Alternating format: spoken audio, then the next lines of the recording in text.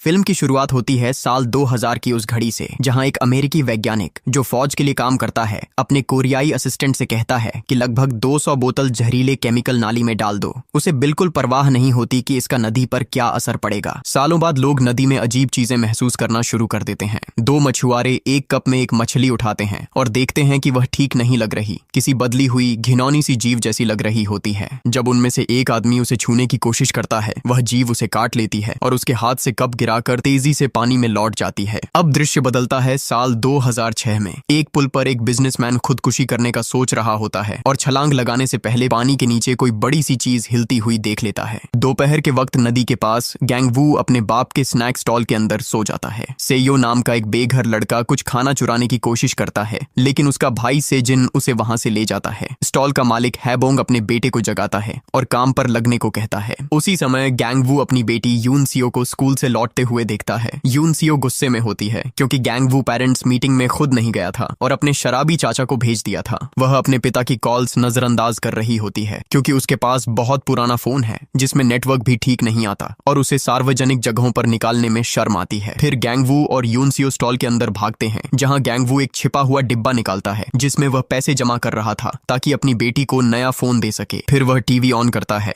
और देखता है कि हान नदी से एक लाश मिली है जिसकी आधी बॉडी गायब होती है, लेकिन वह चैनल बदलकर गैंग वू की बहन नमजू को तीरंदाजी टूर्नामेंट में हिस्सा लेते हुए देखने लगता है। तभी हैबोंग आकर गैंग वू को कुछ मुफ्त स्नैक्स लेकर शिकायत कर रहे ग्राहकों के पास भेज देता है। गैंग वू उन्हें पुल के नीचे लटकी एक अजीब सी चीज को घूरते हुए पाता है। वह चीज हिलती है और एक भयानक राक्षस निकल आता है जो पानी में छलांग लगा देता है। जिज्ञासा में गैंग वू एक बियर कैन फेंकता है जिसे राक्षस अपने टेंटेकल से पकड़कर पूरा निगल जाता है। उत्साहित होकर भीड़ नदी में हर तरह का खाना फेंकने लगती है, लेकिन वह जीव गायब हो जाता है। सब लोग जाने ही वाले होते हैं कि अचानक वही राक्षस पानी की सतह पर आ जाता है और भीड़ के पीछे दौड़ लगाता है। वह लोगों को उठाकर पटक देता है और अपने डरावने अंगों से मारना शुरू कर देता है। लोग भागकर जान बचाने की कोशिश करते हैं, लेकिन राक्षस उन्हें घसीटकर मारने लगता है। कुछ लोग एक कंटेनर के अंदर छिप जाते हैं तो राक्षस उनके पीछे वहीं अंदर घुसकर अटक जाता है। टूरिस्ट डोनाल्ड और गैंग वू कंटेनर के दूसरी तरफ दौड़कर दरवाजा खोल देते हैं ताकि बचे कुचे लोग निकल सकें। राक्षस भी बाहर आ जाता है और अपनी हत्या लड़ाई जारी रखता है। डोनाल्ड एक फ्लोर टाइल फेंकता है, लेकिन उसका उस पर कोई असर नहीं होता। फिर डोनाल्ड और गैंग वू मिलकर एक भारी सा साइन पोस्ट राक्षस पर फेंकते हैं, लेकिन फिर भी उस पर कुछ असर नहीं होता। एक आदमी को मुंह से पकड़े हुए राक्षस डोनाल्ड पर छलांग लगाता है और उसे घायल कर देता है। गैंग वू दौड़कर साइन पोस्ट उठाता है और इस बार राक्षस की संवेदनशील पूंछ पर फेंक देता है, जिससे उसे आखिरकार चोट लगती है। राक्षस का कुछ खून गैंग वू के चेहरे पर भी टपक पड़ता है। यून सियो जब स्टॉल से बाहर निकलती है, गैंग वू उसका हाथ पकड़कर भीड़ के साथ भागने लगा है। बेहद अफरा तफरी में गैंग वू गिर जाता है और अपनी बेटी का हाथ खो देता है। घबराहट में वह एक और लड़की का हाथ पकड़कर भागता रहता है, लेकिन पीछे मुड़कर देखता है तो पता चलता है कि वह गलत लड़की थी। वह पीछे देखता है और राक्षस यून सियो को पकड़कर नदी की तरफ ले जा रहा होता है। गैंग वू भी छलांग लगा देता है और दूसरी ओर देखता है कि राक्षस एक इंसान को थूकर उसकी जगह यून सियो को ले जाता है और फिर पानी में गायब हो जाता है। कुछ देर बाद पुलिस और मिलिट्री पूरी जगह को घेर लेती है। गैंग वू और हैबोंग को स्टॉल छोड़ना पड़ता है और गैंग वू वह सिक्कों वाला बॉक्स साथ ले लेता है। नदी का इलाका बंद कर दिया जाता है और सभी पीड़ितों के लिए अंतिम संस्कार रखा जाता है। नमजू अपना कांस्य पदक लेकर आती है और अपनी मरी हुई भतीजी के लिए रोती है। तीसरा भाई नम भी आ जाता है, जो परिवार का अकेला कॉलेज शिक्षित व्यक्ति है, लेकिन इस समय बेरोजगार है क्योंकि पहले वह एक एक्टिविस्ट रह चुका है। पूरा परिवार जमीन पर गिरकर रोना धोना शुरू कर देता है, जिसकी वजह से रिपोर्टर्स उनकी तरफ दौड़कर उनकी तस्वीरें और वीडियो लेने लगते हैं। नम बताता है कि उसने सुना है गैंग वू ने गलत हाथ पकड़ लिया था और वह अपने भाई को इस बड़ी गलती के लिए ताना मारता है। इससे दोनों में झगड़ा हो जाता है और अधिकारियों को बीच में आना पड़ता है। इसी समय कुछ हैजमैट सूट पहने लोग कमरे में घुसते हैं और एक अजीब सा धुआं फैलने लगता है। एक एजेंट पूछता है कि क्या किसी ने उस जीव को छुआ था। गैंग वू बताता है कि उसका खून उसके चेहरे पर गिरा था। यह सुनकर टीम उसे एक खास बैग में डालकर घसीटते हुए ले जाती है। तभी न्यूज इस घटना को पूरी तरह कवर करना शुरू कर देती है। डोनाल्ड एक अमेरिकी सेना का सार्जेंट था और उसका एक बाजू गया, इसलिए उसे यूएस आर्मी अस्पताल भेजा गया। सैन्य डॉक्टरों को पता चलता है कि जिन शरीर के हिस्सों का संपर्क उस जीव से हुआ था वे अजीब प्रतिक्रिया दिखाने लगे हैं और वे इसे एक अज्ञात वायरस का नतीजा बताते हैं। अमेरिकी सेना एक सैंपल सीडीसी को भेजती है और वे पुष्टि करते हैं कि नदी का जीव उस वायरस का होस्ट है। अब सिर्फ बायोलॉजिकल वॉर में ट्रेन किए गए स्पेशल फोर्सेस को ही नदी के पास जाने की इजाजत है। फ्यूमिगेशन यूनिट्स धुआं छोड़कर नदी के एरिया को क्लियर करने में लगी हैं। जितने भी लोग स्पॉट पर और जनाजे में मौजूद थे सबको हॉस्पिटल भेजकर क्वारंटीन रूटीन और टेस्ट किया जा रहा है। शाम को गैंगवू अपनी बैक पर खुजली कर रहा होता है कि तभी उसका फोन बजता है। सुनते ही वह शॉक्ड रह जाता है क्योंकि कॉल यूनसियो की होती है। वह हेल्प मांग रही होती है और कहती है कि वो सीवर में है, लेकिन कुछ और बोलने से पहले ही कॉल कट हो जाती है। नदी के पास 2 फ्यूमिगेशन एजेंट्स अपना ट्रक रोकते हैं क्योंकि उन्हें कुछ नजर आता है। अचानक मॉन्स्टर बाहर निकलकर एक एजेंट को गिरा देता है और ट्रक पर चढ़ जाता है। कुछ मिनट बाद वो क्रिएचर उन एजेंट्स को एक सीवर में फेंक देता है जहां उसने कई बॉडीज जमा की हुई थीं ताकि बाद में खा सके। मॉन्स्टर के चले जाने के बाद यूनसियो एक होल से बाहर आती है जहां वो छुपी हुई थी। वह एजेंट को जगाने की कोशिश करती है, लेकिन वह पहले ही डेड हो चुका होता है। वह उसकी जेब में फोन ढूंढती है,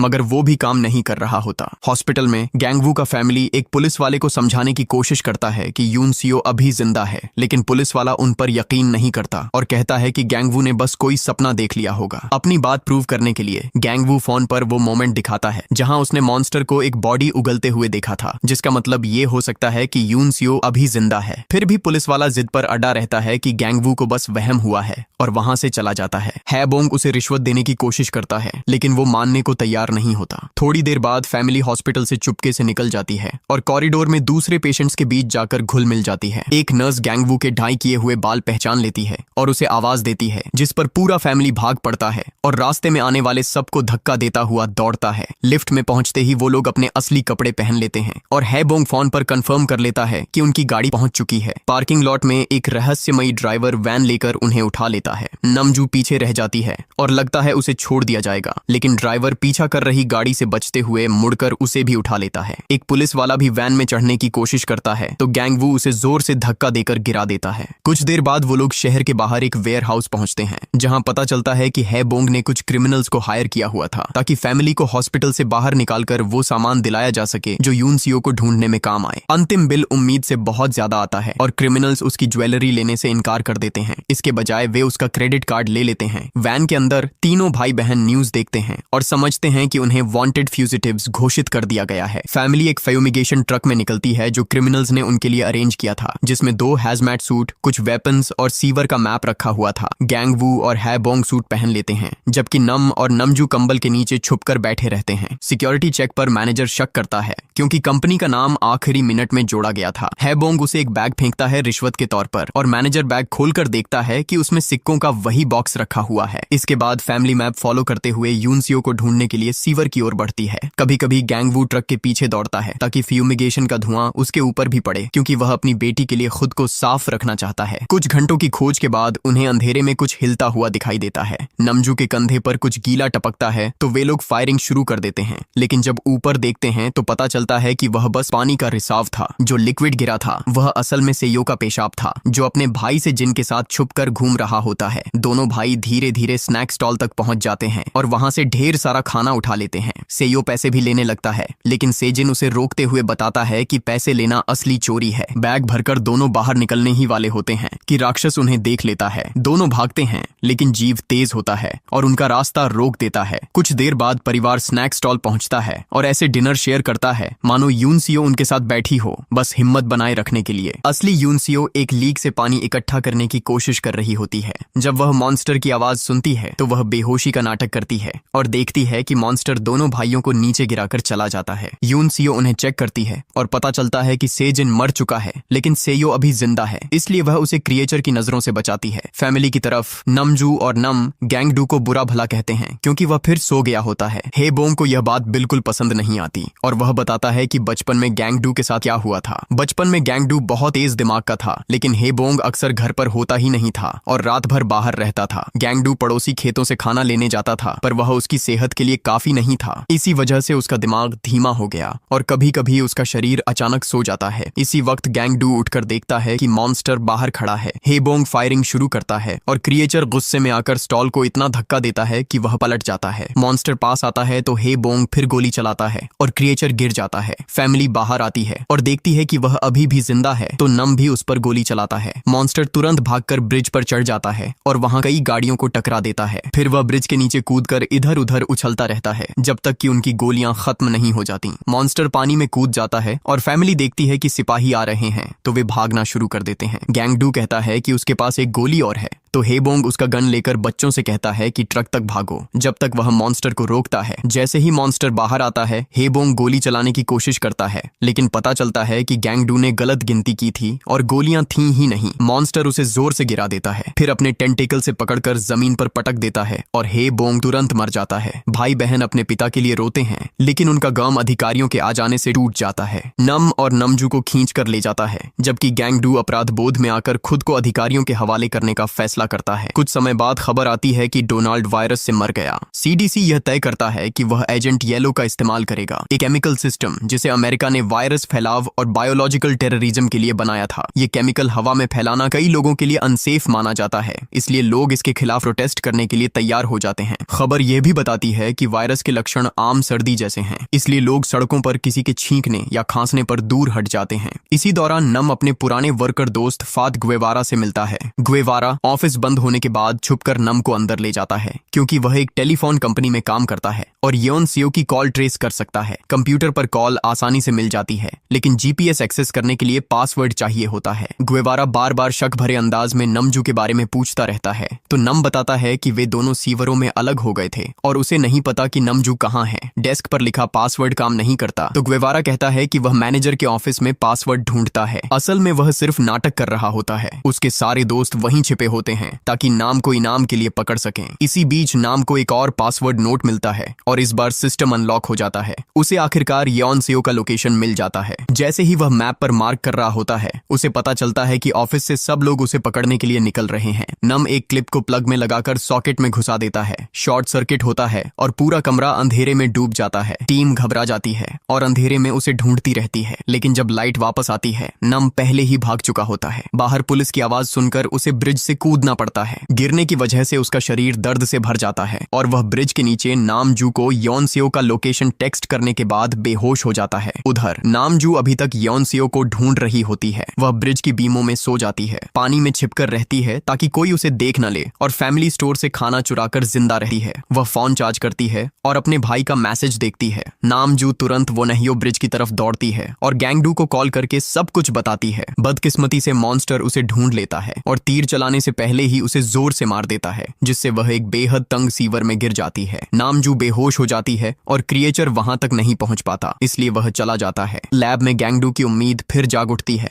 और वह भागने की कोशिश करता है, लेकिन मेडिकल टीम उसे पकड़ लेती है और उसे सिडेटिव इंजेक्ट कर देती है। 1 घंटा बीत जाता है, फिर भी वह बेहोश नहीं होता। सुई उसकी स्किन में जाते ही गैंगडू दर्द से चीख उठता है, जिससे एक अमेरिकन डॉक्टर उसकी तरफ देकर प्रक्रिया रुकवाता है। एक बाइलिंगुअल मेडिक की मदद से गैंगडू अपनी बेटी का पूरा मामला समझाता है और बताता है कि कैसे किसी ने उसकी बात पर यकीन नहीं किया। अमेरिकन डॉक्टर इंटरेस्ट दिखाने का नाटक करता है, लेकिन असल में वह सिर्फ गैंगडू की मेंटल स्टेट चेक कर रहा होता है। वह डिसाइड करता है कि वायरस उसमें डिमेंशिया जैसी हालत पैदा कर रहा है, इसलिए सैंपल उसके सिर से लेना होगा। कोरियन डॉक्टर को यह ज्यादा एक्सट्रीम लगता है, तो अमेरिकन डॉक्टर उसे साइड में ले जाकर असली बात बताता है। डोनाल्ड ऑपरेशन के दौरान शॉक से मर गया था और ऑटोप्सी में कोई वायरस मिला ही नहीं। क्वारंटीन में रखे लोगों के टेस्ट भी नेगेटिव आए, तो बहुत पॉसिबल है कि वायरस वैसे भी मौजूद ही नहीं। गैंगडू की इंग्लिश परफेक्ट नहीं, लेकिन basic no virus at all वह समझ जाता है और जवाब मांगता है। डॉक्टर्स फौरन उसे ऑपरेशन रूम ले जाते हैं, जहां उसके दिमाग से सैंपल लिया जाता है। सीवर्स में यून सेयो दोनों बॉडीज के कपड़े उतारकर उन्हें बांधती है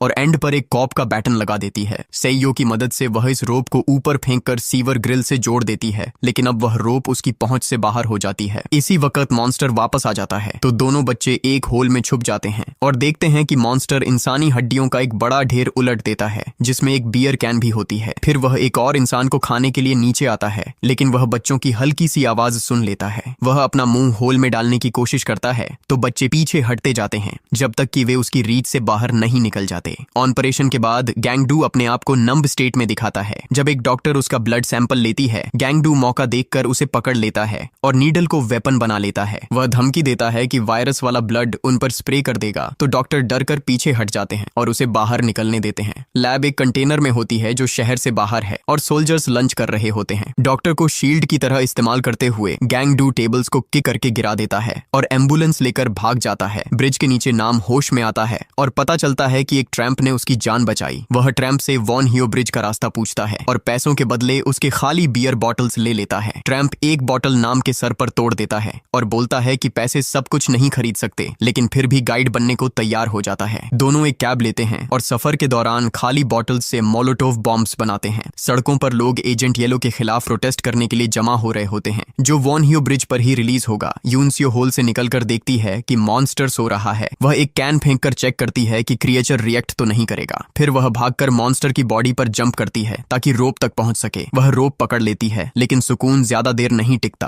क्योंकि मॉन्स्टर अपनी टेंटेकल से उसे वापस नीचे खींच लेता है। क्रिएचर अभी भी सोता हुआ लगता है, हो सकता है ये नींद में ही कर रहा हो। यूनसियो अपने पैरों से हल्का सा हिलाती है, जिससे क्रिएचर जाग जाता है। मॉन्स्टर फौरन दोनों बच्चों पर जंप कर देता है। कुछ मिनट बाद गैंगडू सही सीवर ढूंढ लेता है और वहां पड़ी हड्डियों का ढेर देकर टूट जाता है। सबसे बुरा सोचकर वह यूनसियो की रोप से नीचे उतरता है और उसके जैकेट पर लगा नेम टैग देख लेता है। उसी वक्त मॉन्स्टर वहां आ जाता है, लेकिन किस्मत से वह गैंगडू को नहीं देख पाता और आगे बढ़ जाता है। इसी दौरान नमजू होश में आती है और सीवर से बाहर चढ़कर देखती है कि क्रिएचर उसकी तरफ आ रहा है। वह अपना बो तैयार करती है, लेकिन गैंगडू की घबराहट उसका ध्यान तोड़ देती है। किनारे पर एक बड़ा हजूम एजेंट येलो के खिलाफ प्रोटेस्ट कर रहा होता है, जिनकी शर्ट्स पर गैंगडू की आजादी की डिमांड लिखी होती है। प्रोटेस्टर्स पुलिस से घिरे होते हैं और हटने से इनकार करते हैं, लेकिन जैसे ही मॉन्स्टर दिखाई देता है सब घबरा जाते हैं। पुलिस फायरिंग शुरू कर देती है और गैंगडू ब्रिज पर नजर आता है, सबसे गोली रोकने की अपील करता हुआ, क्योंकि उसकी बेटी वहां होती है। वह पानी में जंप करता है और उसी वक्त ड्रोन एजेंट येलो रिलीज करता है और टॉक्सिक फ्यूम्स से पूरा इलाका भर जाता है। प्रोटेस्टर्स बेहाल हो जाते हैं। क्रिएचर भी बीमार पड़ने लगता है और एक और कॉप उसे मारने लगता है, लेकिन गैंगडू उसे रोक देता है।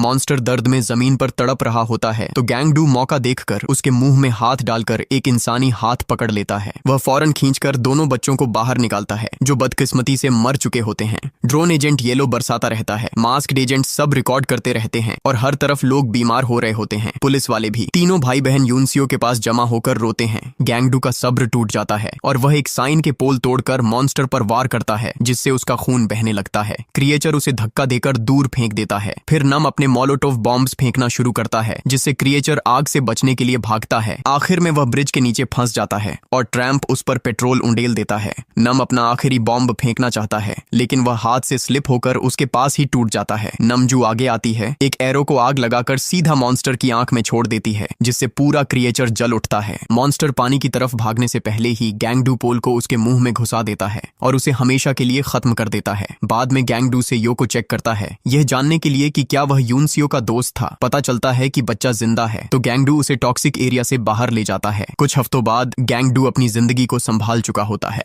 अब वह स्नैक स्टॉल चलाता है और सेइयो का ख्याल रखता है। एक रात डिनर के दौरान टीवी पर यूएस अथॉरिटीज तस्लीम करते हैं कि कोई वायरस था ही नहीं, लेकिन गैंगडू और सेइयो टीवी बंद कर देते हैं ताकि आराम से खाना खा सकें। अगर आपको यह वीडियो पसंद आई हो तो प्लीज चैनल को सब्सक्राइब जरूर करें और बेल आइकन को भी प्रेस कर दें, ताकि ऐसी और वीडियो आप तक पहुंचती रहे। देखने के लिए धन्यवाद।